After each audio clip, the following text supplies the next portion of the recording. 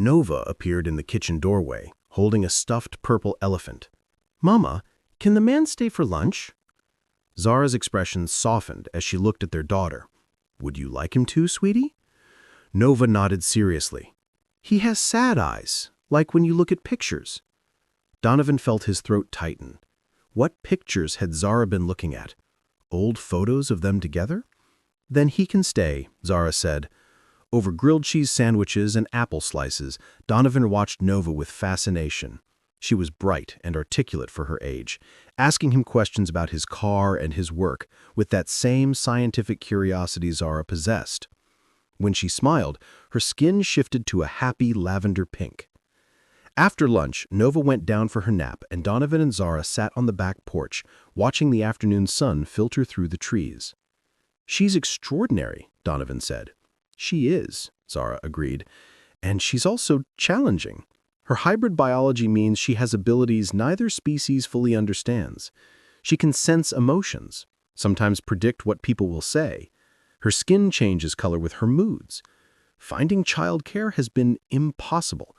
Most human daycares don't know how to handle her abilities, and there aren't thesaurine facilities here." "What can I do?" Donovan asked. "How can I help?" Zara turned to face him. "I don't want your money, Donovan. I want to know if you're serious about being her father, because she's going to grow up caught between two worlds, facing prejudice from both. She needs a father who will fight for her, not one who will hide her when things get uncomfortable." "I want to try," Donovan said. "I know I don't deserve a second chance, but I'm asking for one anyway. Let me be part of her life. Let me prove I've changed." Zara was quiet for a long moment. "Supervised visits," she finally said. "You can come here, spend time with her under my watch. If after 3 months you're still committed, we'll discuss more permanent arrangements." "Thank you," Donovan whispered. Over the following weeks, Donovan visited 3 times a week. He learned to read Nova's favorite books, to understand when her skin shifts meant she was tired or upset. He changed diapers, gave baths, and discovered a capacity for patience he never knew he possessed. And with each visit, he fell deeper in love with his daughter and rediscovered his feelings for Zara. One evening, after Nova was asleep, Zara and Donovan sat on the couch with glasses of wine. The conversation drifted from Nova to their past relationship, to the things they had loved about each other. "I missed you," Donovan admitted. "Every day for 2 years, I missed you."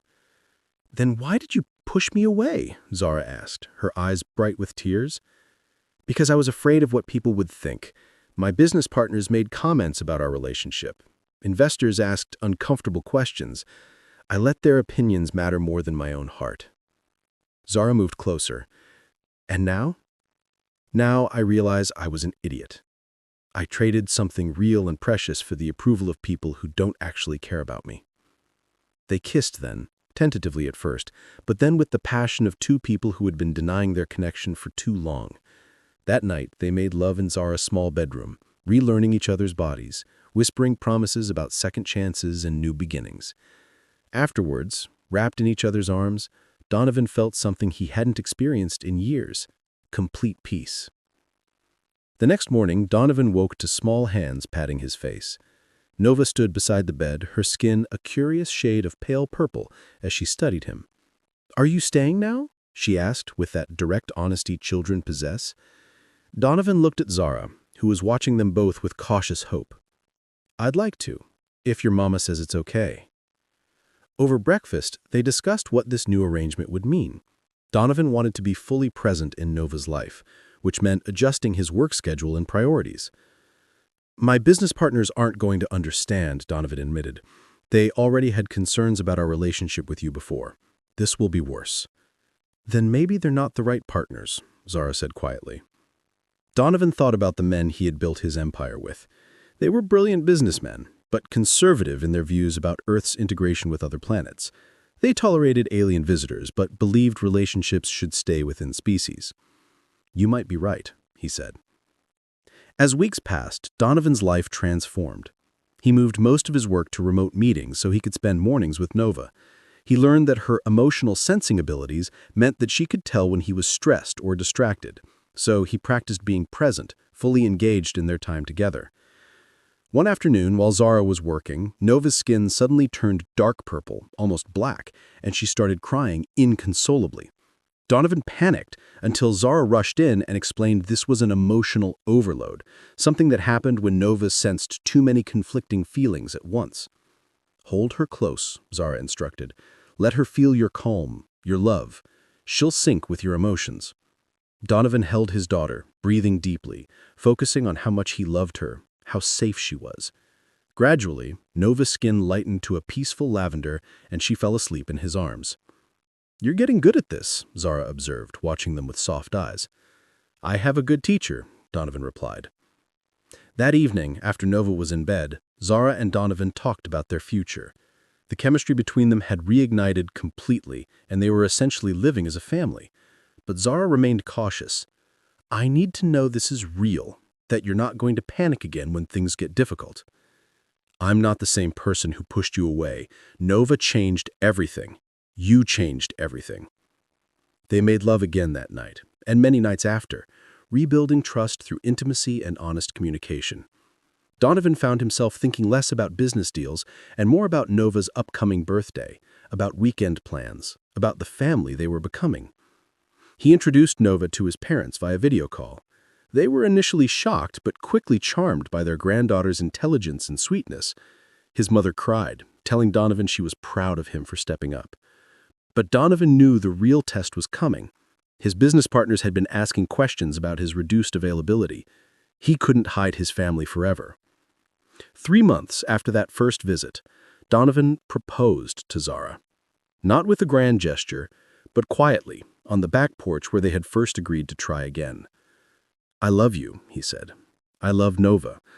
I want us to be a real family, legally and in every way that matters."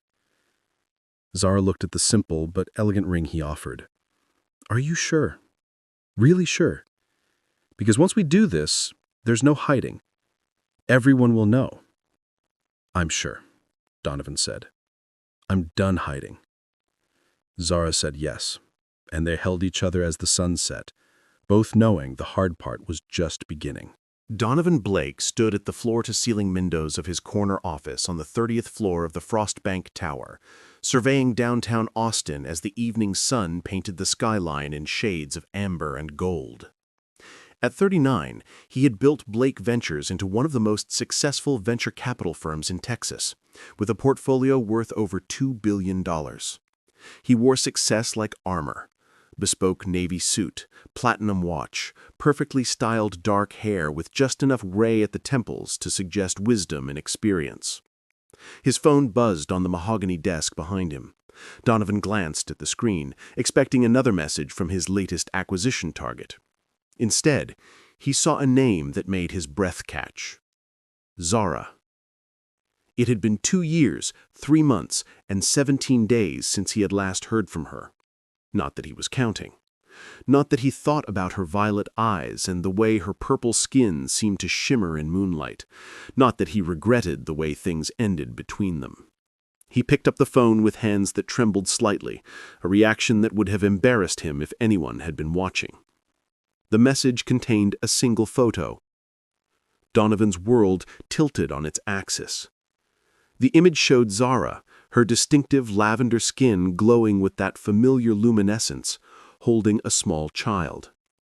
The child couldn't have been more than 2 years old, with a riot of dark curls and eyes that were unmistakably his own shade of deep blue.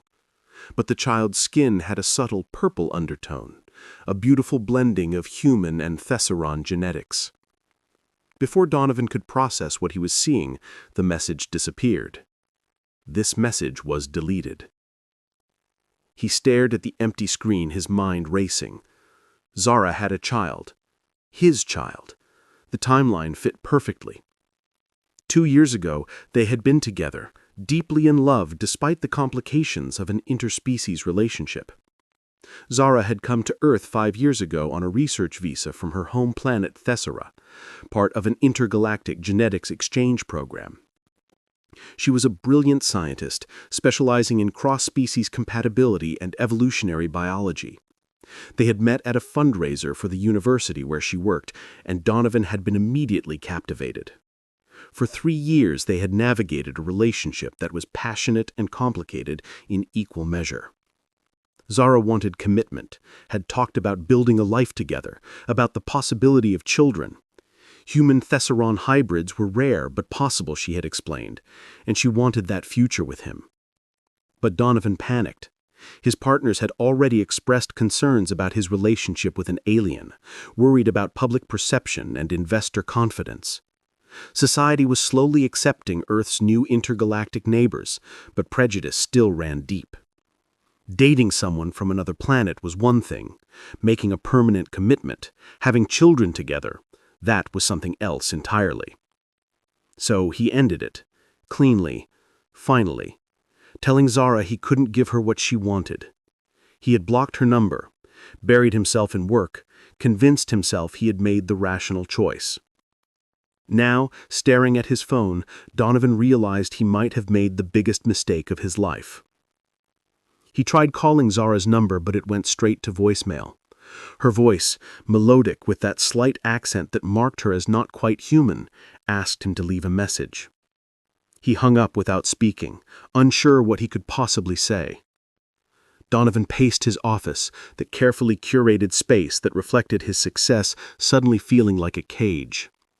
The minimalist furniture, the abstract art, the awards and accolades lining the shelves, none of it mattered compared to the image burned into his mind.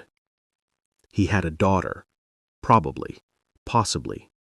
The child's features were too similar to his own to be coincidence. And Zara would never have sent that photo unless it was true. But why send it at all, only to delete it immediately? Had it been an accident? A moment of weakness where she wanted him to know, followed by second thoughts? Donovan made a decision. He grabbed his jacket and keys, telling his assistant he was leaving for the day. The drive to his penthouse in the Seaholm district passed in a blur. Once home, he opened his laptop and did something he had avoided for 2 years. He searched for Zara. Social media revealed nothing. She had always been private, protective of her identity in a world that could be hostile to alien visitors. But Donovan had resources that most people didn't. He called his head of security, a former FBI agent who specialized in discreet investigations. "I need you to locate someone for me. Zara Thesara. She's a Thesaron national, was working at UT Austin on a research visa. I need to know where she is now." His security chief, Marcus, knew better than to ask questions. "I'll have information for you by morning." The night was the longest of Donovan's life. He stood on his balcony, looking out at the Austin skyline, remembering other nights when Zara had stood here with him. She had loved the view, had said the city lights reminded her of the bioluminescent forests on her home planet. She remembered the first time he had seen her true appearance, without the concealing makeup she wore in public. Her skin was the color of lavender twilight, with subtle patterns that shifted like watercolors across her shoulders and arms. Her hair was deep purple, almost black, falling in waves past her shoulders. And her eyes, those remarkable violet eyes with flecks of silver, had looked at him with such trust and love. He had thrown that away because he was afraid. Afraid of what his business partners would think. Afraid of the complications. Afraid of committing to something unprecedented and unknown. At 7 the next morning, Marcus called. "I found her. She's living in a house on the outskirts of Austin, near Pluggerville. Still employed by the Thesaron Research Institute, but working remotely now. And Donovan, there's a child registered at that address. Nova Blake Thesara. Age 2 years, 4 months. Nova. His daughter's name was Nova? "Send me the address," Donovan said, his voice hoarse. 30 minutes later, he was driving north on I-35, his hands gripping the steering wheel so tightly his knuckles were white. The house was in a quiet suburban neighborhood, a modest single story with a small yard. Zara's old Honda was parked in the driveway. Donovan sat in his car for 10 minutes, trying to gather his courage. Finally, he walked to the front door and knocked. The door opened, and there she was. Zara wore concealing makeup, the kind that hid her purple skin and made her look almost human. But Donovan could see through it, could see the familiar features beneath the disguise. Her violet eyes widened in shock. "Donovan," she breathed. "What are you doing here?" "I sent you a photo of our daughter." Zara's expression cycled through surprise, fear, and resignation. "That was an accident. It wasn't meant for you." "But it was her, wasn't it? Nova, our daughter." For a long moment Zara just looked at him. Then she stepped back, opening the door wider. "You should come in," she said quietly. "We need to talk." Donovan entered the house, his heart pounding. The interior was warm and lived in, with toys scattered across the living room floor and children's drawings taped to the refrigerator. So different from his sterile penthouse. And then he saw her. A small girl sat on the living room floor playing with colorful blocks. She had his dark curls and blue eyes, but her skin had a subtle purple undertone, a beautiful blending of human and Thessalon genetics. Before Donovan could process what he was seeing, the message disappeared. This message was deleted. He stared at the empty screen, his mind racing. Zara had a child. His child. The timeline fit perfectly. 2 years ago, they had been together, deeply in love despite the complications of an interspecies relationship. Zara had come to Earth 5 years ago on a research visa from her home planet Thesera, part of an intergalactic genetics exchange program. She was a brilliant scientist, specializing in cross-species compatibility and evolutionary biology. They had met at a fundraiser for the university where she worked, and Donovan had been immediately captivated. For 3 years, they had navigated a relationship that was passionate and complicated in equal measure. Zara wanted commitment, had talked about building a life together, about the possibility of children. Human Thessalon hybrids were rare but possible, she had explained, and she wanted that future with him. But Donovan panicked. His partners had already expressed concerns about his relationship with an alien, worried about public perception and investor confidence. Society was slowly accepting Earth's new intergalactic neighbors, but prejudice still ran deep. Dating someone from another planet was one thing. Making a permanent commitment, having children together, that was something else entirely. So he ended it. Cleanly. Finally. Telling Zara he couldn't give her what she wanted. He had blocked her number, buried himself in work, convinced himself he had made the rational choice. Now, staring at his phone, Donovan realized he might have made the biggest mistake of his life. He tried calling Zara's number, but it went straight to voicemail. Her voice, melodic with that slight accent that marked her as not quite human, asked him to leave a message. The news broke on a Tuesday morning. Donovan arrived at his office for a rare in-person partners meeting to find his colleagues gathered around a computer screen, their expressions ranging from shock to anger. "Care to explain this?" Marcus Chen, his senior partner, turned the screen toward him. The headline read, "Austin Venture Capitalist's Secret Alien Family Exposed." Below was a photo of Donovan, Zara, and Nova leaving a restaurant, clearly taken without their knowledge. The article detailed everything: his previous relationship with Zara, their daughter, his recent engagement. "How did they get this?" Donovan demanded, though he already suspected. One of his partners had hired an investigator. "The question is why you kept this from us," Marcus said coldly. "Do you understand what this does to the firm's reputation? We have conservative investors who won't touch anything associated with interspecies relationships." "Then we'll find new investors," Donovan replied. "It's not that simple," another partner, Richard Blackwell, interjected. "We've already received calls this morning. 3 major clients are threatening to pull their portfolios." Donovan looked at the men he had worked with for 15 years. "I have a daughter. I'm marrying the woman I love. And if that's a problem, then I'll step away from the firm. You can't just step away, Marcus argued. You own 40%. Then buy me out, or I'll stay and watch you explain to those conservative investors why their prejudice matters more than human decency. The meeting ended badly, with threats of lawsuits and bitter accusations. But Donovan left feeling strangely liberated. The liberation was short-lived. By afternoon, protesters had gathered outside Zara's house. Some were anti-alien extremists holding signs about species purity. Others were simply curious, treating his family like a spectacle. Donovan arrived to find Zara inside with all the curtains drawn, Nova crying because she could sense the anger and hatred from the crowd outside.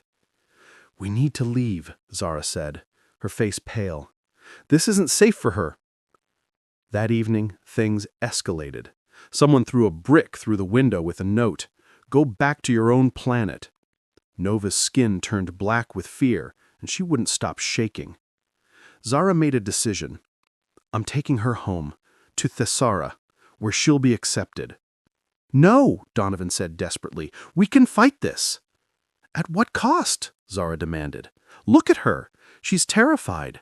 I won't let my daughter grow up surrounded by hatred." "Our daughter," Donovan corrected, "and she has just as much right to Earth as anyone born on this planet. We can't let them win." But the next day brought worse news. Zara's research visa was suddenly under review. A government official, clearly playing to anti-alien sentiment, was threatening deportation based on falsified documentation, a charge everyone knew was baseless but would take months to fight. "They're trying to force us out," Zara said, reading the official letter. Donovan held Nova, who clung to him, her skin a frightened dark purple. He thought about his business empire, his reputation, everything he had built. Then he looked at his daughter's face and knew exactly what mattered. "I'm calling a press conference tomorrow morning. If they want to make us a spectacle, then we'll give them a show they won't forget." The press conference was held at the Four Seasons in downtown Austin. Donovan stood at a podium with Zara beside him and Nova in his arms, her skin shifting nervously between shades of purple. Cameras flashed as reporters shouted questions. Donovan raised a hand for silence. "My name is Donovan Blake. Many of you know me as the founder of Blake Ventures. What you may not know is that I'm also a father. This is my daughter, Nova, and this is her mother, Zara, the woman I love and intend to marry." The room erupted in questions, but Donovan continued. "Nova is what some people are calling a hybrid, half human and half Thessaran. To me, she's simply my daughter, brilliant, beautiful, and deserving of the same rights and respect as any child born on this planet." He paused, looking directly at the cameras. "I'm announcing today that I'm stepping down from Blake Ventures. I'm also establishing the Nova Foundation, dedicated to supporting interspecies families and hybrid children. We'll provide legal support, medical research, and advocacy for families facing discrimination." "Are you saying that you're giving up your business empire for an alien?" a reporter shouted. Donovan felt Zara stiffen beside him, but he kept his voice calm. "I'm saying I'm choosing my family over money. I'm choosing love over fear, and I'm challenging every person watching to ask themselves what really matters, preserving prejudice or building a future where all families are valued." The response was immediate and divided. Social media exploded with both support and vitriol. But something unexpected happened. Other hybrid families began coming forward, sharing their stories. Human Thessaran couples, human Arcturian families, mixed-species children who had been hiding suddenly had a voice. Within days, 3 major civil rights organizations offered legal support for Zara's visa case. A group of prominent scientists published an open letter praising hybrid children as the future of interspecies cooperation. Donovan's former partners tried to force him out, but public pressure and several high-profile new investors who believed in his vision made that impossible. Eventually, they agreed to a buyout that gave Donovan the freedom to focus on the Nova Foundation. The government official who had threatened Zara's visa quietly dropped the case after an investigation revealed his connections to extremist groups. 6 months later, Donovan and Zara were married in a ceremony held at a private estate outside Austin. Nova served as flower girl, her skin shifting to a joyful pink as she scattered petals down the aisle. The ceremony blended human and Thesaurian traditions. They exchanged vows under Earth's sun and Thesaura's traditional crystal arch, promising to honor both their heritages. Donovan's parents attended, along with Zara's parents who had traveled from Thesaura for the occasion. As Donovan and Zara kissed to seal their marriage, Nova clapped her hands and laughed, her skin glowing with happiness. They had purchased a private estate with enough land for Nova to place safely, away from protesters and cameras. The house was filled with toys and books, with spaces designed for both human and Thesaurian customs. 1 year after the press conference, Donovan stood in their garden watching Nova play. At 3 years old, she was learning to control her emotional abilities, her skin shifting through a rainbow of colors as she imagined stories with her toys. Zara joined him, placing a hand on her growing belly. They were expecting their second child, a son they would name Orion. "Any regrets?" Zara asked, knowing the answer, but wanting to hear it anyway. Donovan pulled her close. "Only that it took me so long to realize what mattered. I built an empire and felt empty. Now I have you and Nova and our son on the way, and I've never felt richer." Nova ran to them, her skin bright lavender with joy. "Daddy, watch me! I can make my hands turn gold!" As Donovan admired his daughter's developing abilities, he thought about the photo that had started everything, that accidental message that revealed a truth he had been too afraid to see. He had almost lost everything that mattered because of fear and pride. But love, it turned out, was worth fighting for, worth sacrificing for, worth choosing over and over again. The truth had come late, but not too late to build the life they deserved. And as the Texas sun set over their home, painting the sky in shades of purple that matched Nova's joyful skin, Donovan knew he had finally found what success really meant.